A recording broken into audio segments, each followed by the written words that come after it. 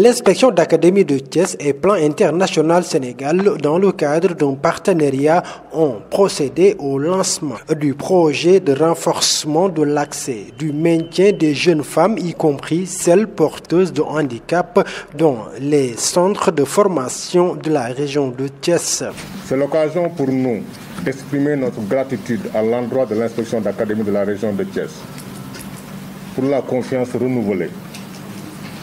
Aussi s'est-elle engagée à nouveau à nous accompagner pour la mise en œuvre de ce projet important qui vise l'amélioration de l'accès des jeunes vulnérables à des formations professionnelles de qualité dans un environnement sûr et inclusif.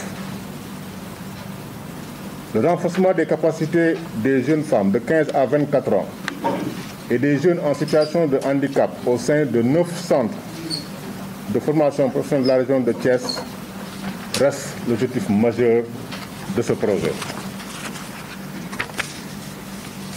Chers invités, chers partenaires, Plan International Sénégal aspire à être une organisation travaillant à soutenir et à promouvoir l'égalité de genre et à protéger les droits des filles, des garçons et des jeunes les plus vulnérables. Conformément à la stratégie nationale de Plan International, nous nous efforçons de réaliser les droits des enfants dans un environnement favorable qui les aide à apprendre, diriger, décider et s'épanouir.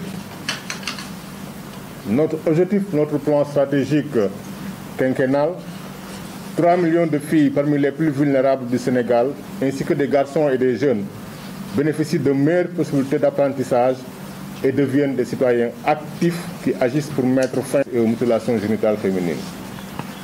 Ce projet financé par l'Organisation internationale de la francophonie et Plan International à travers son bureau de Belgique sera réalisé en partenariat avec l'inspection d'académie de la région de Thiès. L'inspection d'académie de Thiès, selon sa secrétaire générale, a mobilisé tous les moyens humains pour une réussite de la mise en œuvre du projet. L'académie de Thiès, avec ses 16 structures publiques de formation professionnelle et technique, dont un lycée en construction, un centre d'application pédagogique et 14 centres de formation professionnelle représentent 12,5% du réseau national.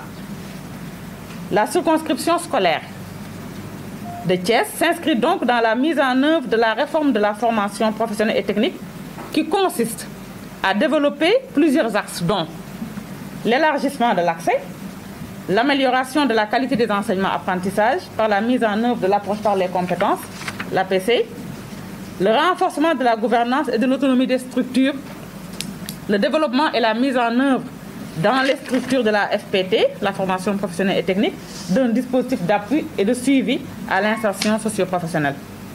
Le projet que nous lançons aujourd'hui et qui s'intitule « Renforcer l'accès et le maintien des jeunes femmes, y compris celles porteuses de handicap dans les centres de formation professionnelle de la région de Thiès », financé par l'Organisation internationale de la francophonie et son partenaire belge, et mis en œuvre par Plan International en collaboration avec l'IA de Thiès. Si je dis l'IA de Thiès, j'inclus les IF, contribue donc au développement de plusieurs axes, de ces axes précités. D'ailleurs, des rencontres de partage sont prévues au sein des IF avec les équipes qui y sont, parce qu'on est juste à l'étape du lancement du projet. L'approche adoptée par le partenaire Plan International, qui n'en est pas à son coup d'essai avec l'IA de Thiès, est une approche novatrice, en ce sens qu'elle part d'une évaluation des besoins, dont les résultats orientent les propositions et les stratégies en termes de formation, de renforcement de capacité des cibles. C'est tout le sens de l'étude de base qui renseigne sur la situation de référence du projet à travers la réalisation d'un diagnostic complet des 9 centres professionnels de formation professionnelle qui sont ciblés et de l'environnement socio-économique d'insertion des jeunes filles et garçons, cible du projet dans une perspective d'égalité de genre, d'inclusion et de non-discrimination. Venu présider la cérémonie de lancement, le représentant du gouverneur de Thiès a promis d'accompagner le projet non sans faire des recommandations. C'est vraiment pour moi un grand plaisir de partager avec vous cet atelier important parce que le projet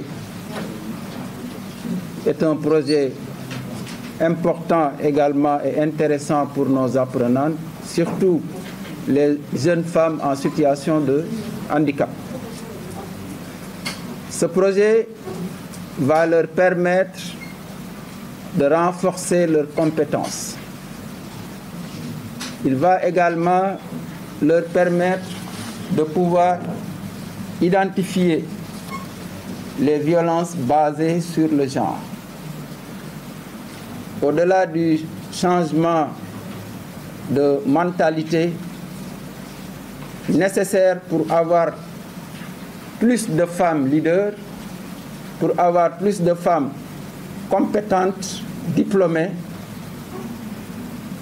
la suggestion, c'est aussi d'accompagner ces jeunes femmes, de les accompagner aussi sur le plan matériel. Parce qu'il y a de jeunes femmes, de jeunes filles qui sont très motivées, qui veulent aller à l'école et y rester, mais parfois les moyens posent problème. Beaucoup de ces jeunes filles ont des problèmes de transport. Il y en a qui quittent des localités assez éloignées pour rejoindre leur établissement. Beaucoup de ces jeunes filles ont des problèmes de manuel scolaire.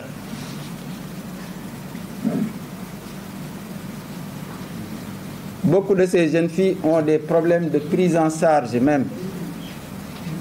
Donc, il faudrait aussi que le projet puisse penser à accompagner matériellement les filles qui sont dans des situations de nécessité. Après le lancement officiel du projet, Plan International Sénégal a présenté les grands axes du projet. Maintenant, par rapport à notre stratégie d'intervention, je pense que M. Diop l'a un peu broché dans sa présentation, dans son allocution. Nous travaillons sur 3 axes majeurs. Donc les 3 axes majeurs sont ainsi déclinés. Le premier axe parle de l'apprentissage tout au long de la vie. En fait, tout ce qui est après-scolaire, cursus fondamental, enseignement secondaire et tout ce qui est formation professionnelle. En fait, ça permet de prendre en charge les prédictions scolaires, l'abandon, et pour les récupérer, pour les donner cette opportunité. Donc, parlons de ce projet d'aujourd'hui.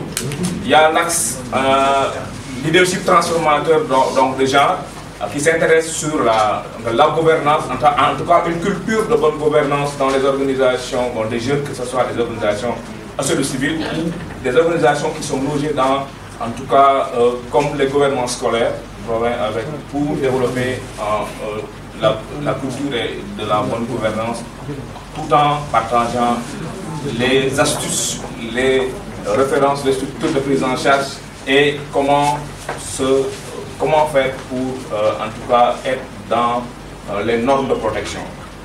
Il y a aussi l'axe santé accessible et santé de la reproduction. Dans certains établissements, ces disciplines sont dispensées. En fait, nous avons plus de projets dans cet axe de santé, mais nous sommes en train aussi de développer d'autres stratégies pour les autres axes. S'en est suivi une discussion entre acteurs du projet. Je sais, pour attirer un peu l'attention sur les concepts, on a tantôt parlé de situation de handicap, de personnes porteuses de handicap ou bien de personnes vivant avec un handicap. Je crois qu'il serait important de faire un peu une petite clarification conceptuelle pour pouvoir véritablement savoir quelle cible nous cherchons à atteindre. Parce que c'est pas, je crois bien que c'est pas la même chose. Voilà, c'était un peu pour attirer un peu l'attention. Peut-être qu'on peut revenir sur ça, si vous voulez, mais pour attirer un peu l'attention. Messieurs les représentants des associations des parents d'élèves, Et chers apprenants, c'est un immense plaisir pour nous.